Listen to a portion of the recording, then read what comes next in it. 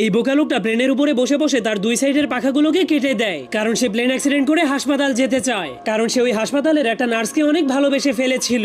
এরপর প্লেনটা ক্রাশ হলেই জলদি করে সেখানে একটা অ্যাম্বুলেন্স চলে আসে, কিন্তু একই অ্যাম্বুলেন্সের লোকেরা তো তাকে সেখানে ফেলে রেখে প্লেনটাকে নিয়ে হাসপাতালে চলে গেল। আর এই মোটা লোকটাও হাসপাতালের সেই নার্সটাকে অনেক ভালোবেসে ফেলেছিল, এই জন্য সেও অ্যাক্সিডেন্ট করে হাসপাতালে ভর্তি হওয়ার জন্য একটা ষাঁড়গরুকে লাল কাপড় দেখিয়ে রাগাতে শুরু করে দেয়। তখন ষাঁড়গরুটা তাকে বলে, মরতে চাইলে ট্রেনের সামনে গিয়ে শুয়ে পড়, 1 সেকেন্ডের মধ্যেই মরে ভূত হয়ে যাবি। কিন্তু মোটা লোকটা তার কোনো কথাই শুনছিল না, কারণ সে শুধুমাত্র অ্যাক্সিডেন্ট হয়ে হাসপাতালে যেতে চাইছিল। তখন ষাঁড়গরুটা তাকে মারার জন্য ফুল স্পিডের সামনে আগাচ্ছিল, আর সেই লোকটা কোনো ভয় না পেয়ে গোতা খাওয়ার জন্য সোজা হয়ে দাঁড়িয়েছিল। কিন্তু তখনই হঠাৎ করে ষাঁড়গরুটা কিছু দেখতে পেয়ে অনেক কষ্ট করে ব্রেক মেরে দেয়, যার ফলে সে ধীরে ধীরে মোটা লোকটার কাছে পৌঁছে যায়, কারণ সে পোস্টারের মধ্যে অনেক সুন্দরী একটা মেয়ে গরুর ছবি দেখেছিল, যার কারণে সে ওই মেয়ে গরুটার প্রেমে পড়ে যাওয়ার কারণে মোটা লোকটাকে গোতা না মেরেই ছেড়ে দেয়। তবুও মোটা লোকটা হার না মেনে নিজেকে অ্যাক্সিডেন্ট করার জন্য ট্রেনের রাস্তার উপরে গিয়ে পাছা উঁচু করে শুয়ে পড়ে। কিন্তু তখনই চিকন